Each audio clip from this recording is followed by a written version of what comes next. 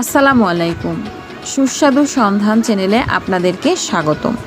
আজকে দেখাবো খাসির কলিজা ভুনা রেসিপি। আর এজন্য নিয়েছি 800 গ্রাম খাসির কলিজা। এখন একটি কড়াইয়ে পানি বসিয়ে দিয়ে পানি গরম হলে এর মধ্যে দিয়ে দেব সেই কলিজাগুলো। এরপর দেব সামান্য পরিমাণে হলুদ গুঁড়ো। আর কলিজা রান্নার ক্ষেত্রে অবশ্যই এই পদ্ধতিটা ব্যবহার করবেন, এতে করে কলিজার মধ্যে থাকা রক্ত বা ময়লা সব বের হয়ে আসে। কলিজায় দিয়ে দেব একটি ভাজা মশলার গুঁড়ো। এজন্য নিয়ে নেব কিছু ধনিয়া, কিছু জিরে, আর নেব কিছু গরম মশলা, নিব মৌরি, আর নিয়ে নিব তেজপাতা। মৌরিটা দেওয়ার অবশ্যই চেষ্টা করবেন, এতে করে খাসির কলিজা বা মাংসের মধ্যে যে একটা গন্ধ থাকে তা কিন্তু থাকবে না। সব মশলাগুলো ভালোভাবে ভেজে আমি ব্লেন্ডারে ব্লেন্ড করে নেব। এরপর চুলায় প্যান বসিয়ে দিয়ে দিব পরিমাণ মতো তেল, দিয়ে দিব 1 কাপের মতো পেঁয়াজ কুচি।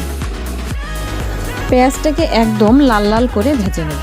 এর মধ্যে দিয়ে দিব আস্ত 3টা শুকনা মরিচ, আর দিয়ে দিব সব রকম মশলা, আদা বাটা, রসুন বাটা, জিরে বাটা, গরম মশলা গুঁড়ো দিব, গরম মশলা, লাল মরিচের গুঁড়ো, তেজপাতা, আর দিব হলুদ গুঁড়ো। সামান্য পরিমাণ পানি দিয়ে ভালোভাবে মশলাটাকে বেশ কিছুক্ষণ ধরে আমি কষিয়ে নেব। মশলা কষানো হয়ে গেলে এর মধ্যে দিয়ে দেব সেই কলিজাগুলো।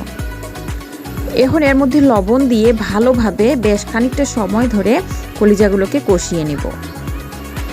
আর কলিজা রান্নার ক্ষেত্রে অবশ্যই কিন্তু বেশ খানিকটা সময় ধরে কলিজাটাকে কষাতে লাগবে। এরপর পরিমাণ মতো পানি দিয়ে ঢাকনা দিয়ে দিব বেশ কিছুক্ষণের জন্য। এরপর ঢাকনা খুলে এর মধ্যে দিয়ে দিব সেই ব্লেন্ড করা মশলার 1 চামচ পরিমাণ মশলা গুঁড়ো। এরপর ভালো করে মশলাটা কষাবো।